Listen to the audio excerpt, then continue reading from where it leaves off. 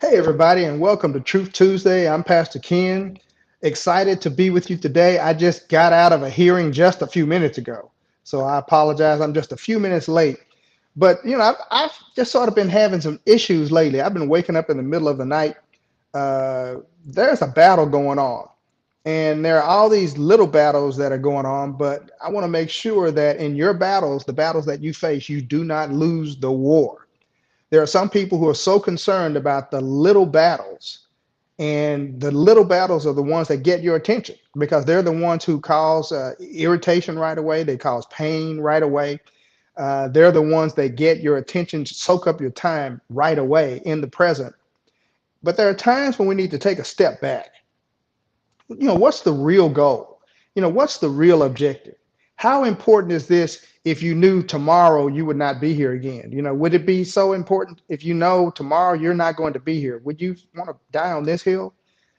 So there are a series of scriptures that have come to my mind. In Romans chapter 8, of course, we hear about the difference or distinction that the Apostle Paul makes between being of the flesh and being of the spirit. And I'm specifically talking about Romans 8, 5 through 8. That's what has my attention. But I want to talk in a different way because I think I maybe get to the solution quicker. In Romans 12, the Apostle Paul tells us, don't be conformed to this world, but be transformed by the renewing of your mind. And I will admit it, there are times when I'm frustrated. It seems like the biggest challenges may come from the people that you maybe have different expectations of. And that may be the way they feel about me as far as I'm concerned. It could certainly be the case. But if we're being transformed, that means that we're not going to stay the same. And for some of us, we have a working formula that has gotten us to this day. This is the way I always do this. This is the way I always approach that. And so that's the way I'm going to not only do it at work, but that's what I'm going to do at church. They pay me a lot of money to do it at church, at work. So that must mean the church, if they knew what they were getting, they would appreciate what I have to bring them. They would appreciate my perspective. And I have been in a place where we have had an outstanding CPA, accountant type, bookkeeping type, financial consultant type person who is not the person that you necessarily want to be over the finances of the church, not because they don't have the capacity or capabilities, but when we're talking about having a ministry mindset means it will cost us something to provide ministry. A ministry mindset, and I don't have a problem with establishing things like budgets. And again, we're getting ready to do that pretty soon at our church anyway. It's the end of the year.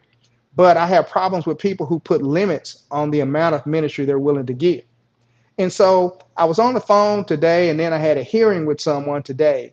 And it's astounding as we were talking about the court case that I was involved in, how individuals will seize the agenda for the church, and then they will, basically limit it or set a ceiling on it because of what they otherwise think, because of how they perceive and how they perceive things. They don't see ministry and opportunities necessarily the way Jesus would see them. Instead, they see them in a different way because they have an earthly responsibility that they are very good at or they're very in tune with. And so we had this case this morning. Turns out very well for my client. I'm very glad to say. I think he has a pretty good lawyer. He tell you the same thing today because I think that the money he'll get certainly exceeded what he started off with, but it will even exceed his wildest expectations. But in order to get those kinds of results, and he's a witness to this, and I've heard that he testified at another church recently about this, you have to change your outlook and realize that if the kingdom has arrived, then there's something about you that should be different. It's not the results. Quit looking at the battle. What happened in this case? Did you win? Did you get what you want? No, are you transformed because the kingdom has arrived? Are you seeking first the kingdom and his righteousness so that you are being transformed, not just formed in the way you have grown up, been trained, experienced, but being transformed because of the presence of his unlimited resources? Doesn't mean you go and you're being a fool with resources, but it means you are transformed in the way you see it. See, rich people see money I should say extremely wealthy people see money differently than poor people see money. For poor people, the answer to all their solutions is if they could get just a little bit more money.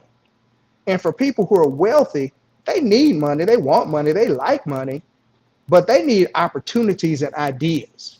And so money is a means to achieve an idea. Money is a means to perform on a business concept or idea. It's not per se the end all. It's not what they live for. Because they have more money doesn't necessarily make them more wealthy. It's the fact that they have ideas and they know how to use money that makes them wealthy. So even if you found a wealthy person today and they became bankrupt tomorrow, you give them about another year and they're back in business. They will be doing something else. They'll because their mind has been changed by their experiences. They have been transformed by understanding money and how money works. They can then transform the landscape. You don't have to be rich to change your city skyline. You just need to know how to use money. And so a lot of people who have made a dent on your skyline may have at some point been broke, may have at some point been out of money, but that didn't stop them from doing what they needed to do. So I'm looking at Romans 12. I'm going to give you scripture. Like I said, I referenced Romans 8 earlier. I think that was verses 5 through 8.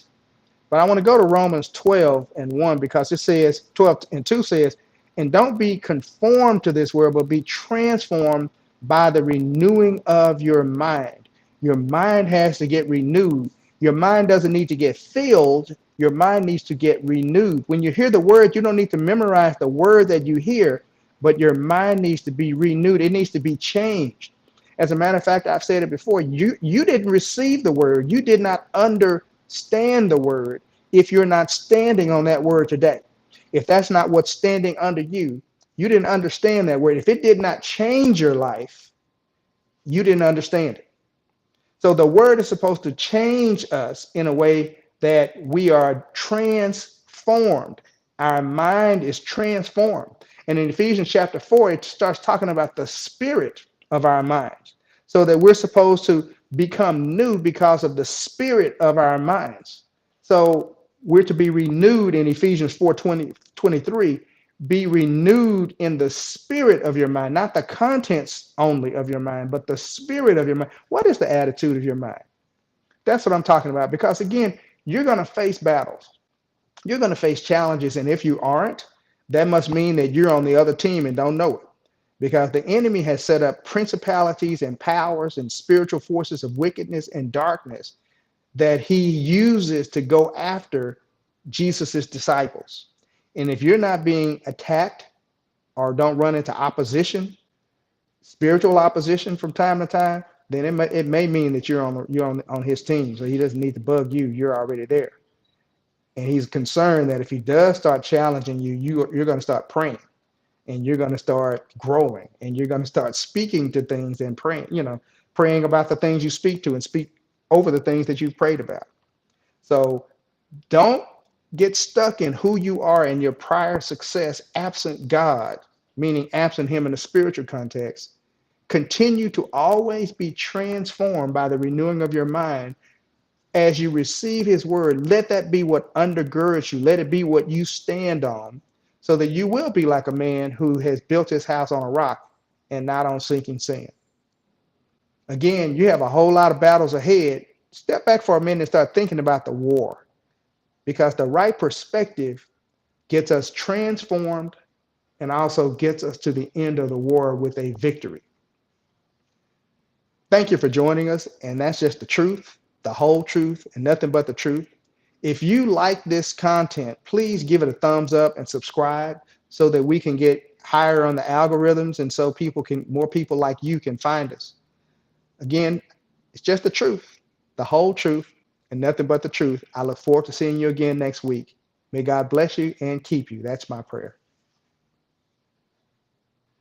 I enjoyed today, y'all. I hope y'all did.